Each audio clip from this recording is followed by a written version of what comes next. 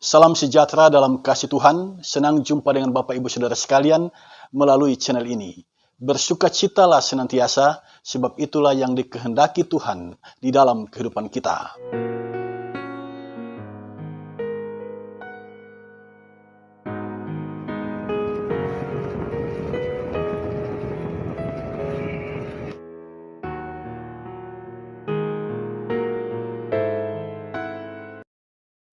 Mari kita belajar dari kitab 1 Korintus pasal 10 ayat 14 sampai ayat yang ke-33.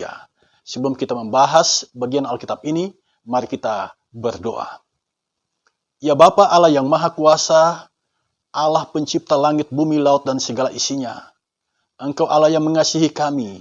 Jika kami hidup sampai detik ini, itu semua karena kemurahan Tuhan belaka. Kami butuh firman-Mu saat ini ya Bapa, sebagai bekal bagi kami dalam menempuh kehidupan ini. Berkatilah pemirsa channel ini, berkatilah semua orang yang mendengarkan kebenaran firman ini. Di dalam nama Tuhan Yesus, kami berdoa. Amin. 1 Korintus pasal 10 ayat 14 sampai ayat yang ke-33 demikian bunyinya. Karena itu saudara-saudaraku yang kekasih, jauhilah penyembahan berhala. Aku berbicara kepadamu sebagai orang yang bijaksana. Pertimbangkanlah sendiri apa yang akan aku katakan.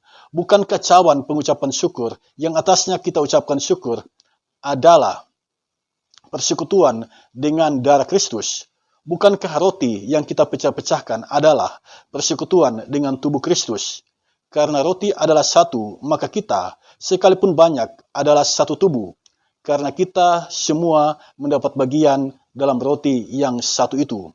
Perhatikanlah bangsa Israel menurut daging. Bukankah mereka yang makan apa yang dipersembahkan mendapat bagian dalam pelayanan mezbah? Apakah yang kumaksudkan dengan perkataan itu? Bahwa persembahan berhala adalah sesuatu? Atau bahwa berhala adalah sesuatu? Bukan. Apa yang kumaksudkan ialah bahwa persembahan mereka adalah persembahan kepada roh-roh jahat, bukan kepada Allah. Dan aku tidak mau bahwa kamu bersekutu dengan roh-roh jahat.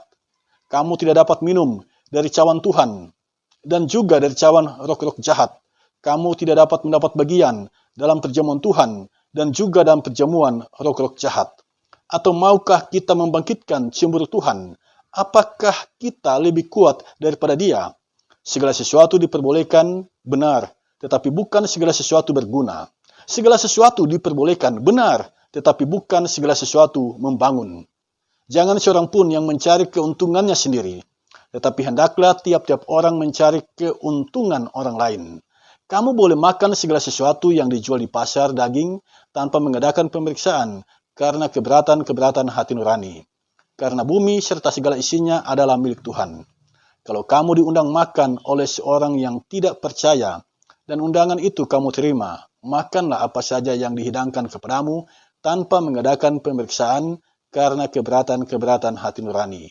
Tetapi kalau seorang berkata kepadamu, itu persembahan berhala, janganlah engkau memakannya, oleh karena dia yang mengatakan hal itu kepadamu dan karena keberatan-keberatan hati nurani. Yang aku maksudkan dengan keberatan-keberatan bukanlah keberatan-keberatan hati nuranimu sendiri, tetapi keberatan-keberatan hati nurani orang lain itu.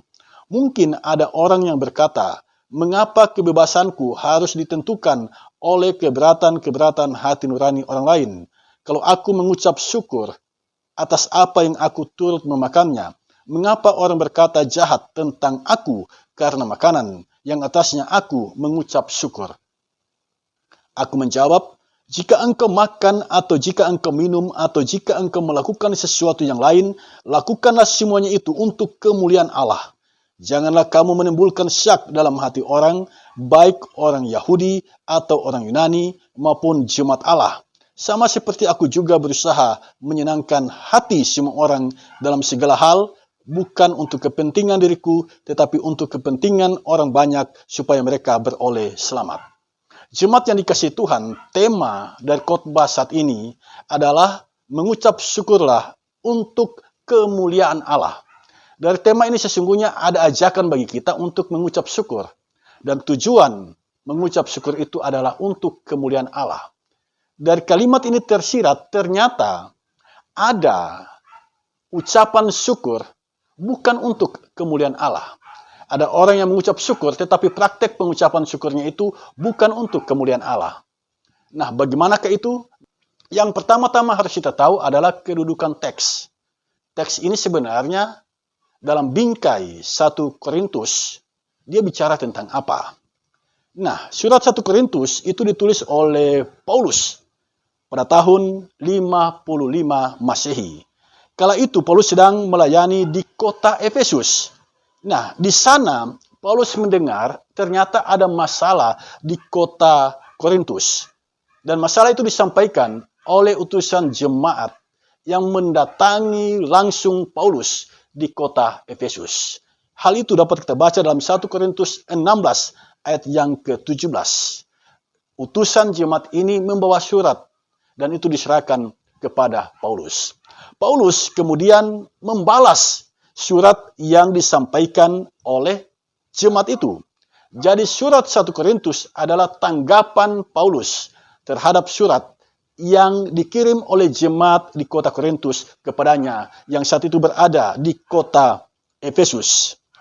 Nah, salah satu hal yang diperbincangkan oleh jemaat dan itu yang menjadi sorotan kita dalam 1 Korintus 11 ayat 14 sampai 33 adalah mengenai ketidaksesuaian pesta penyembahan berhala dengan perjamuan kudus.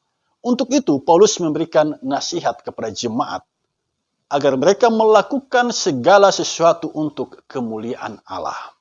Nah, sekarang mari kita lihat teks bacaan kita saat ini. Teks bacaan kita dibuka dengan pernyataan yang keras. Karena itu, saudara-saudaraku yang kekasih, jauhilah penyembahan berhala. Pesan yang disampaikan dalam ayat 14 ini adalah menjauhlah dari penyembahan berhala. Kalau kita menggali lebih dalam lagi dari teks Alkitab berbahasa Yunani, kata menjauhlah di sini artinya larikanlah dirimu atau tinggalkanlah jauh-jauh penyembahan berhala. Pertanyaan kita, berhala yang dimaksud di sini apa? Kota Korintus ternyata adalah kota metropolitan. Di sana ada pelabuhan yang sangat ramai di kala itu. Di bawah pemerintahan Galio, kota Korintus adalah kota yang sangat ramai. Nah, berhala yang sangat terkenal di sana adalah Dewi Afrodit dan Dewa Apollo. Di kota Korintus ada kuil bagi Dewi Afrodit dan Dewa Apollo. Ini adalah ilah-ilah sembahan bangsa Yunani Romawi. Paulus menyebut dirinya dalam ayat yang ke-15 sebagai orang yang bijaksana. Bijaksana yang dimaksud di sini adalah berpikiran sehat. Berpikiran sehat karena dia mengikuti kebenaran firman Tuhan. Jauhilah penyembahan berhala. Perhatikan ayat yang ke-16 sampai ayat yang ke-17. Penyembahan berhala. Paulus menggunakan analogi di sini, yaitu perjamuan kudus. Jadi penyembahan berhala diperhadapkan dengan perjamuan kudus. Dalam perjamuan kudus, orang yang makan roti adalah orang yang dipersekutukan dengan tubuh Kristus. Orang yang minum anggur dipersekutukan dengan darah Kristus. Jadi hal makan roti dan minum anggur itu bermakna kita dipersekutukan dengan Kristus. Nah, Paulus menggunakan ini sebagai analogi. Kalau kita makan makanan penyembahan berhala, itu berarti kita dipersekutukan dengan berhala. Tetapi Paulus menyebutkan di sini dalam ayat 18 sampai ayat yang ke-20, berhala itu bukan sesuatu. Berhala itu sebenarnya tidak ada. Berhala yang dimaksud di sini yaitu Dewi Afrodit dan Dewa Apollo dan ilah-ilah yang disembah oleh bangsa Yunani Romawi di kala itu sebenarnya adalah cerita dongeng, rekaan manusia. Itu tidak ada, itu bukan sesuatu. Jadi kalau kita makan makanan yang dipersembahkan kepada berhala, persembahan itu sesungguhnya adalah bagi roh-roh jahat. Jadi ketika kita makan makanan penyembahan berhala, kita sedang dipersekutukan dengan roh-roh jahat. Sementara orang Kristen selalu makan roti dan minum air anggur. sebagai tanda dia dipersekutukan dengan Kristus. Nah, ini kan sesuatu yang ironis. Di satu sisi, makan roti dan anggur dipersekutukan dengan Kristus, tapi di sisi lain, makan makanan yang dipersembahkan kepada berhala, yang sesungguhnya dimaknai sebagai orang-orang yang dipersekutukan dengan roh jahat. Nah, ini yang paling Tuhan tidak sukai. Ketika kita bersekutu dengan Dia, lalu kita bersekutu dengan roh jahat, ini yang memicu kecemburuan Tuhan. Dan Tuhan tidak suka gaya hidup yang seperti ini. Di satu sisi bersekutu dengan Tuhan, tapi di sisi lain bersekutu dengan roh-roh jahat. Dari sini jelas bagi kita, perjamuan kudus bukan hanya menunjuk pada peringatan Kristus yang mati demi keselamatan kita, tapi perjamuan kudus menunjuk pada dipersekutukannya kita dengan Kristus. Sekarang mari kita lihat ayat 18 sampai ayat yang ke-22. Analogi yang digunakan oleh Paulus di sini adalah bangsa Israel menurut daging. Ini adalah bangsa Israel perjanjian lama. Itu berarti ada bangsa Israel menurut roh. Dan itu adalah jemaat. Di sini dijelaskan orang yang makan daging persembahan kepada Allah mendapat bagian dalam pelayanan mezbah. Artinya orang ini dipersekutukan dengan Allah. Demikian halnya dengan orang yang makan daging persembahan berhala. Orang ini mendapat persekutuan dengan roh jahat. Dan hal inilah yang memancing kecemburuan Tuhan.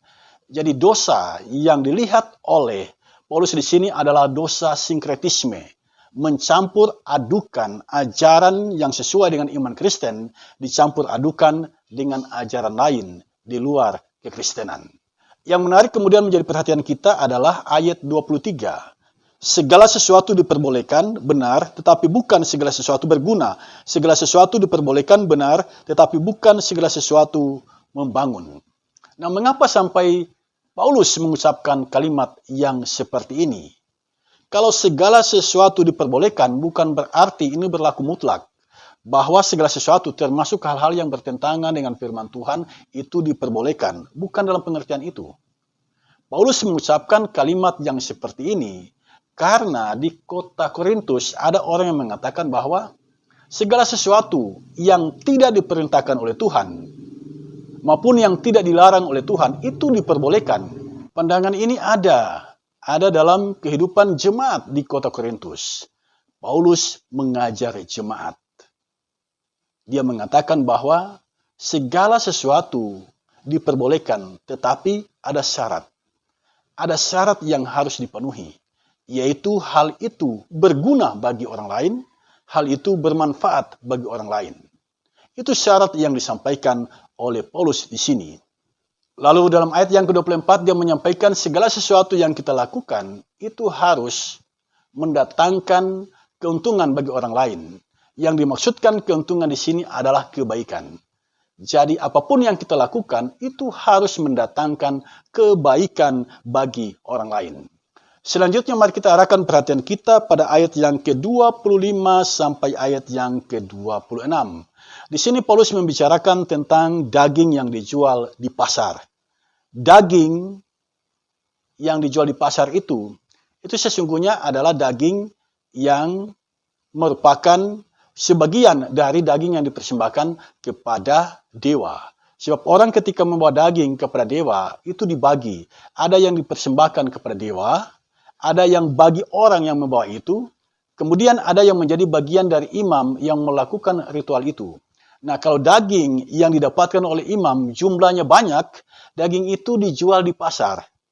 Nah, pertanyaannya adalah, apakah boleh memakan daging yang telah dipersembahkan kepada berhala itu atau tidak? Nah, ini sesuatu yang dilematis yang dihadapi oleh Paulus. Mengapa? Karena untuk menjawab ini, Paulus harus hati-hati. Kalau dia mengatakan boleh makan daging yang dipersembahkan kepada berhala yang dijual di pasar itu, maka orang Yahudi pasti benci dengan Paulus. Sebab orang Yahudi sangat jijik, sangat tidak suka dengan daging yang dipersembahkan kepada berhala. Sementara orang Yunani yang ada di kota Korintus, kalau Paulus mengatakan tidak boleh makan daging itu, itu menyenangkan orang Yahudi. Tetapi bagi orang Yunani yang sudah terbiasa makan daging seperti itu sesuatu yang mengecewakan dan mereka tidak suka. Kalau mereka tidak suka, maka Paulus mengalami kesulitan untuk mendekat kepada orang Yunani. Dan jika itu terjadi, Paulus mengalami kesulitan dalam memberitakan Injil kepada orang Yunani.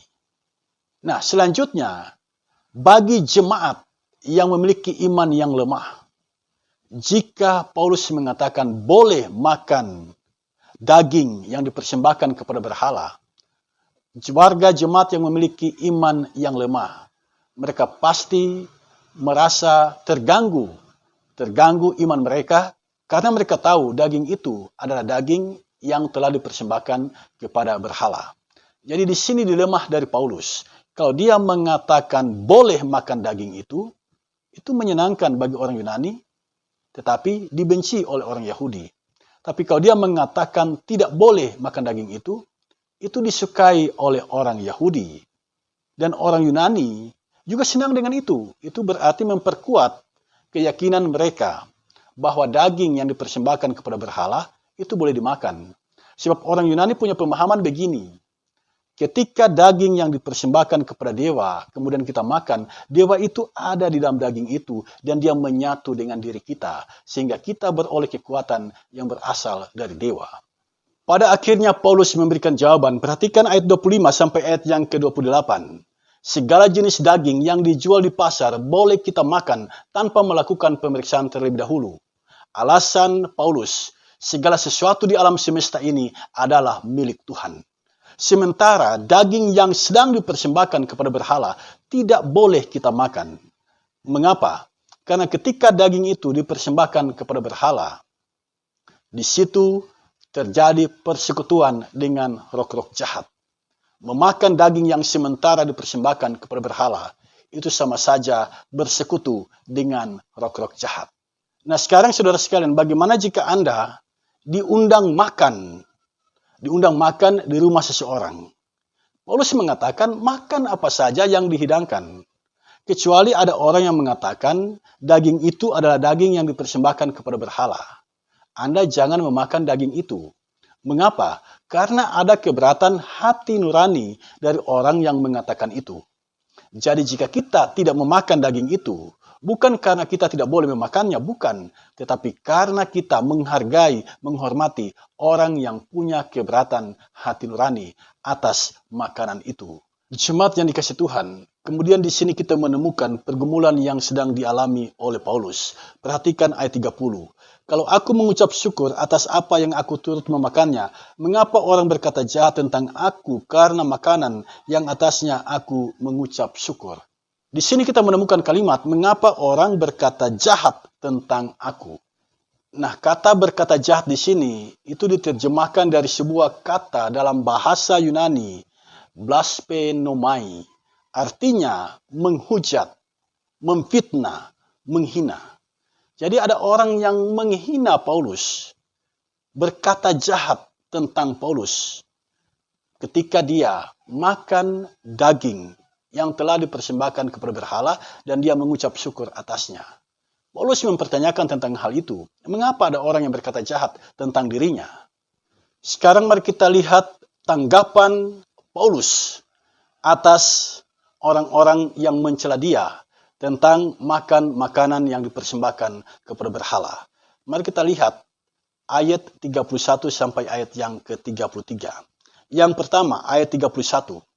Di sini Paulus menjelaskan bahwa jadi kebebasan untuk mempertimbangkan pertimbangan hati nurani orang lain. Karena tujuan kita hidup di dunia ini adalah memuliakan Allah. Itu hal pertama yang disampaikan oleh Paulus. Yang kedua, ayat 30. Paulus mengatakan dalam ayat yang ke-30, janganlah kamu menimbulkan syak dalam hati orang, baik orang Yahudi atau orang Yunani maupun jemaat Allah. Jangan kamu menimbulkan syak. Artinya jangan kamu menjadi batu sandungan bagi orang Yahudi, bagi orang Yunani, maupun bagi warga jemaat. Karena itu Paulus meminta kepada kita agar lebih berhati-hati dalam menjawab, karena jawaban kita itu sangat menentukan apakah kita bisa diterima oleh orang lain dalam memberitakan Injil kepada mereka atau tidak. Yang ketiga, Perhatikan ayat 33. Di sini Paulus berusaha menyenangkan hati semua orang. Menyenangkan hati semua orang ini bukan berarti dia mengabaikan kebenaran firman Tuhan. Apa yang diperintahkan oleh firman Tuhan, itu dia pegang teguh. Jadi sesungguhnya pertimbangan Paulus cuma satu, yaitu dia mau menyenangkan semua orang sepanjang itu sesuai dengan kebenaran firman Tuhan, dan hal ini dia lakukan agar dia dapat memberitakan Injil kepada semua orang yang dia jumpai. Saya mencatat 3 hal penting. Yang pertama, kita harus mengucap syukur senantiasa kepada Tuhan. Mengapa? Karena alam semesta ini, jagat raya ini, semua yang ada di muka bumi ini semua adalah ciptaan Tuhan. Ini semua adalah milik Tuhan yang diberikan kepada kita untuk kelangsungan kehidupan kita. Inilah kebaikan Tuhan bagi kita. Karena itu kita harus mengucap syukur senantiasa kepada Tuhan atas kasih karunia-Nya menganugerahkan alam semesta ini bagi kita demi kelangsungan hidup kita. Itu hal yang pertama. Yang kedua, apa yang disebut berhala, dewa-dewi dengan kuilnya, itu sebenarnya tidak ada. Itu semua adalah cerita dongeng, hasil rekaan manusia. Karena itu kita boleh makan apa saja, termasuk apa yang dipersembahkan kepada berhala, itu sebenarnya kita boleh makan. Dengan satu keyakinan bahwa semuanya itu adalah milik Tuhan. Tetapi saudara sekalian, kita jangan melupakan bahwa misi kita hadir di muka bumi ini adalah memberitakan Injil.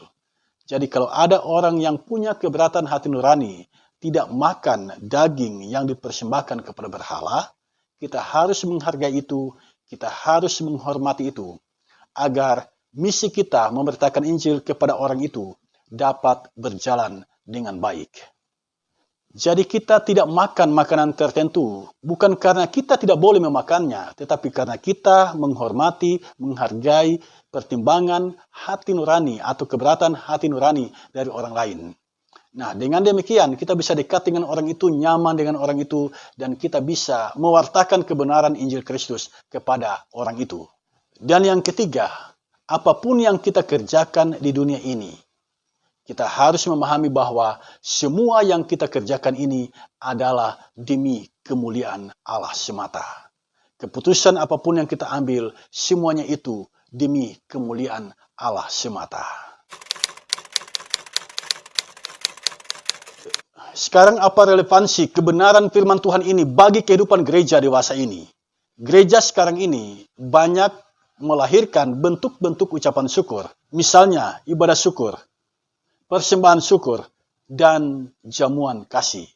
Semuanya ini adalah bentuk syukur kepada Tuhan.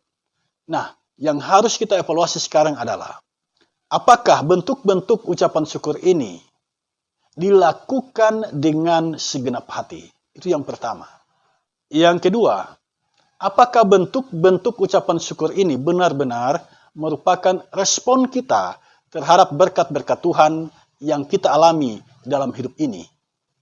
Mengapa ini harus saya katakan? Sebab sekarang ini banyak orang mengatakan ini adalah respon terhadap berkat Tuhan, tetapi ujung-ujungnya yang terjadi di sana adalah pesta pora.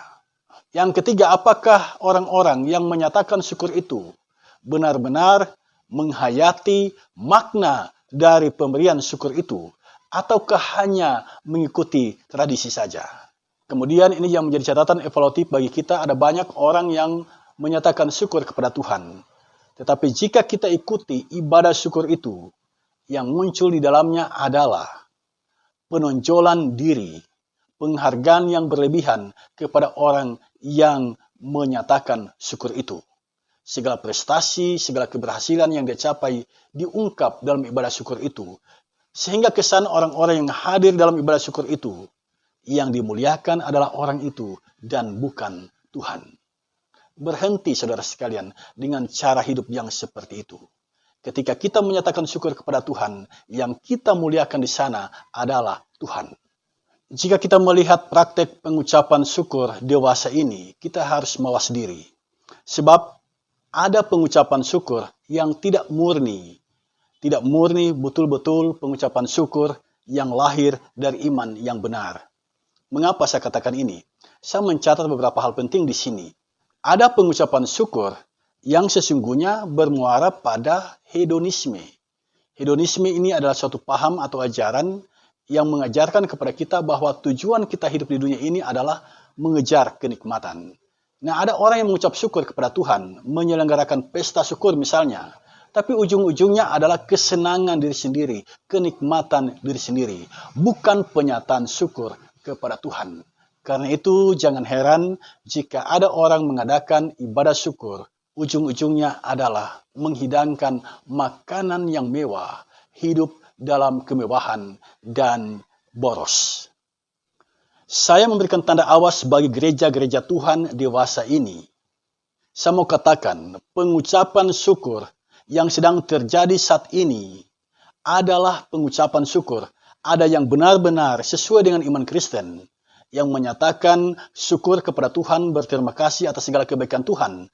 Tetapi ada juga pengucapan syukur yang sinkretis. Praktek pengucapan syukur yang bercampur dengan ajaran di luar iman Kristen. Apa itu? Yang pertama, pengucapan syukur dan hedonisme. Dua ini digabungkan. Hedonisme adalah paham atau ajaran yang mendorong orang, memotivasi orang untuk mengejar kenikmatan. Jadi orang yang menyelenggarakan pengucapan syukur ini, dia beribadah kepada Tuhan, tetapi di akhir ibadah itu yang dia lakukan adalah kenikmatan. Mengejar kenikmatan diri sendiri. Seperti menyelenggarakan pesta pora, makan minum yang mewah, dan lain sebagainya. Bermabuk-mabukan, dan lain sebagainya. Ini adalah pengucapan syukur dibungkus dengan hedonisme. Yang kedua, pengucapan syukur dan materialisme. Jadi diadakan pengucapan syukur, tetapi di belakang semuanya itu sesungguhnya adalah pamer kekayaan. Memperlihatkan kepada orang-orang apa yang kita miliki, harta kekayaan yang kita miliki, diobral, diceritakan, disampaikan, dipertontonkan kepada banyak orang. Yang ketiga, pengucapan syukur dan spiritisme. Spiritisme adalah paham atau ajaran yang sangat mempercayai adanya roh-roh nenek moyang atau roh-roh yang ada di dunia ini. Jadi pengucapan syukur itu dilakukan, tetapi ada juga di balik semuanya itu penghargaan terhadap roh-roh nenek moyang. Contoh sederhana begini, mereka menyelenggarakan ibadah syukur panen cengkih misalnya. Tetapi seiring dengan itu mereka juga melakukan ritual penghormatan terhadap roh-roh nenek moyang. Nah, Tuhan tidak suka praktek pengucapan syukur yang seperti ini. Kalau engkau menyatakan syukur kepada Tuhan, satu saja alasannya, karena Tuhan baik di dalam kehidupan kita. Jika motivasi mengucap syukur bukan karena kebaikan Tuhan, tetapi karena kita mau memamerkan kekayaan atau mau mengejar kenikmatan, ucapan syukur yang seperti ini tidak dikehendaki oleh Tuhan. Selamat menjalani kehidupan yang mengucap syukur, bersyukurlah senantiasa, sebab itu yang dikehendaki Tuhan di dalam kehidupan kita. Amin.